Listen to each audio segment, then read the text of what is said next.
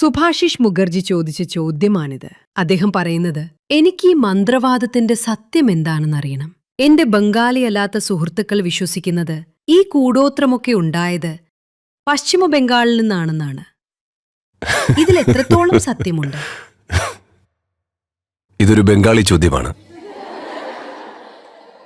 സത്യമെന്തെന്നാ?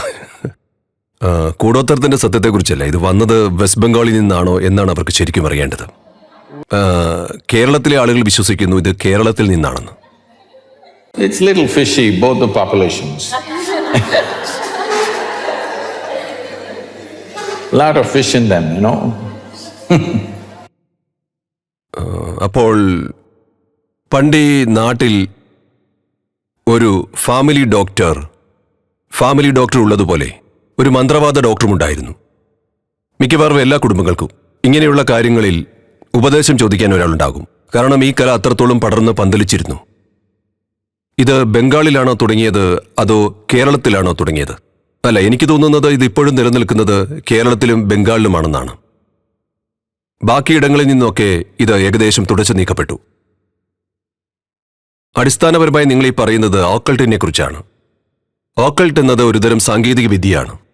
നിങ്ങളുടെ ഊർജം ഉപയോഗിച്ച് ചില കാര്യങ്ങൾ സാധിക്കാം. പക്ഷേ നിർഭാഗ്യവശാൽ ഇതിന് മോശം പേര് വീണുപോയി. കാരണം ആളുകൾക്ക് താല്പര്യം നെഗറ്റീവിനോടാണ്. അതുകൊണ്ട് ആളുകൾ ഇത് പോസിറ്റീവിനേക്കാൾ നെഗറ്റീവായാണ് ഉപയോഗിച്ചത്. ഇത് നല്ല രീതിയിലും ഉപയോഗിക്കാം. ഏതൊരു ടെക്നോളജിയും പോലെ തന്നെ നിങ്ങൾക്ക് ഇതിനെ നല്ലതിനോ ചീത്തയ്ക്കോ ഉപയോഗിക്കാം.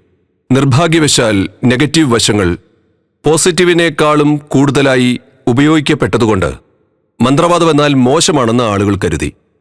അല്ല, ഇതിന്റെ ഉപയോഗമാണ് നിർഭാഗ്യവശാൽ നെഗറ്റീവായി പോയത്. ഇത് പോസിറ്റീവ് രീതിയിലും ഉപയോഗിക്കാവുന്നതാണ്. ഞാനിത് പോസിറ്റീവായി ഉപയോഗിക്കാം എന്ന് പറയുമ്പോൾ അതുകൊണ്ട് ജീവിതം തന്നെ മാറ്റാൻ കഴിയും. നിങ്ങൾക്ക് ആളുകളുടെ ആരോഗ്യ പ്രശ്നങ്ങളോ മാനസിക വിഷമങ്ങളോ ഒക്കെ മാറ്റാൻ ഇത് ഉപയോഗിക്കാം. പക്ഷേ അതിന് പകരം മാർക്കറ്റ് ഡിമാൻഡ് നെഗറ്റീവ് കാര്യങ്ങൾക്കായതുകൊണ്ട് ഇതിന് ഒരു നെഗറ്റീവ് പേര് വന്നു. മന്ത്രവാദം എന്നാൽ ഇങ്ങനെയാണ്. ഇപ്പോൾ നിങ്ങളുടെ എല്ലാവരുടെയും കയ്യിൽ ഫോണുണ്ട്. ഒരു 100 കൊല്ലം മുമ്പ് നിങ്ങളുടെ കയ്യിൽ ഒരു സെൽഫോൺ ഉണ്ടായിരുന്നു എന്ന് വിചാരിക്കുക. അന്ന് നിങ്ങൾക്ക് പറയാൻ കഴിയും നിങ്ങൾക്ക് അതീന്ദ്രിയ ശക്തിയുണ്ടെന്ന്. കാരണം ഇത് കയ്യിലെടുത്ത് നിങ്ങൾക്ക് അമേരിക്കയിൽ ഒരാളോട് സംസാരിക്കാം. എല്ലാവരും ഇത് കണ്ട് പേടിച്ച് വിറച്ചു പോകും. ഓക്കെ, ശരിയല്ലേ? അപ്പോൾ മന്ത്രവാദം എന്നത് ഒരു ടെക്നോളജി മാത്രമാണ്. മറ്റൊരാളുമായി സംസാരിക്കാൻ നിങ്ങൾക്ക് നിങ്ങളുടെ ഊർജ്ജം ഉപയോഗിച്ച് ഒരാളോട് സംസാരിക്കാനാകും. എന്നാൽ ഇന്ന് സാങ്കേതിക വിദ്യ കൂടുതൽ സൂക്ഷ്മമായപ്പോൾ ഈ മന്ത്രവാദത്തിന്റെ ആവശ്യം കുറഞ്ഞു വന്നു. ഒരുപാട് കുറഞ്ഞു വന്നു.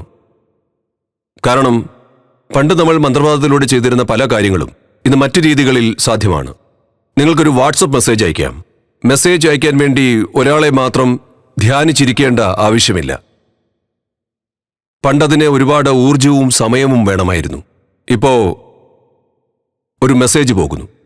അതിനാൽ ഈ സന്ദേശങ്ങൾ അയക്കുന്ന പരിപാടി പൂർണ്ണമായും മന്ത്രവാദത്തിൽ നിന്ന് ഇല്ലാതായി. പണ്ടൊക്കെ മറ്റുള്ളവർക്ക് സന്ദേശങ്ങൾ എത്തിക്കാനാണ് പ്രധാനമായും മന്ത്രവാദം ഉപയോഗിച്ചിരുന്നത്. മറ്റൊരു രീതിയിൽ നിങ്ങൾ ഈ ടെലിപ്പതിയെക്കുറിച്ചും പിന്നെ എന്താണ് അതിന് പറയുന്നത്, ടെലികൈനറ്റിക്സിനെ കുറിച്ചും അകലെയുള്ള കാര്യങ്ങൾ ചെയ്യാൻ ഉപയോഗിക്കുന്ന വേറെ പലതും നിങ്ങൾ കേട്ടിട്ടുണ്ടാകുമല്ലോ. പക്ഷെ ഇന്നും ഈ കാര്യങ്ങളൊക്കെ ചെയ്യുന്നുണ്ട്. അത് പക്ഷെ സാധാരണ ടെക്നോളജിയിലൂടെയാണ്. അതുകൊണ്ട് മന്ത്രവാദം അല്ലെങ്കിൽ അക്കൾട്ടിന്റെ ആവശ്യം കുറഞ്ഞു വരികയാണ്. ആ ആവശ്യം ഇല്ലാതാകുന്നു. ക്രമേണ മുഴുവനായും അത് പോയേക്കാം. ചില കാര്യങ്ങളൊക്കെ ഇനിയും ചെയ്യാനാകും. പക്ഷേ എല്ലാത്തിനും ഉപരി നമുക്ക് കിട്ടുന്നത് എന്തും പോസിറ്റീവായി ഉപയോഗിക്കുന്ന ഒരു സമൂഹത്തെ നമുക്ക് വളർത്തിയെടുക്കാൻ സാധിച്ചാൽ ടെക്നോളജി ഒരു വലിയ സാധ്യത ആയതുപോലെ തന്നെ മന്ത്രവാദം എന്നത് അതിഗംഭീരമായൊരു സാധ്യതയാണ്.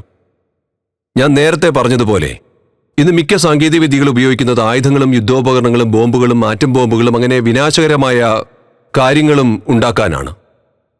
ഇതേ കാര്യം തന്നെ മറ്റൊരു രീതിയിൽ ഉപയോഗിക്കാമായിരുന്നു. വളരെ നല്ല കാര്യങ്ങൾ ചെയ്യാമായിരുന്നു. പക്ഷെ അത് ചെയ്യുന്നില്ല. കാരണം മാർക്കറ്റ് എപ്പോഴും നെഗറ്റീവ് കാര്യങ്ങൾക്കാണ്. അതുപോലെ തന്നെയാണ് മന്ത്രവാദത്തിന്റെ കാര്യത്തിലും സംഭവിച്ചത്. നിങ്ങളുടെ ഈ മുഖർജി സുഹൃത്ത്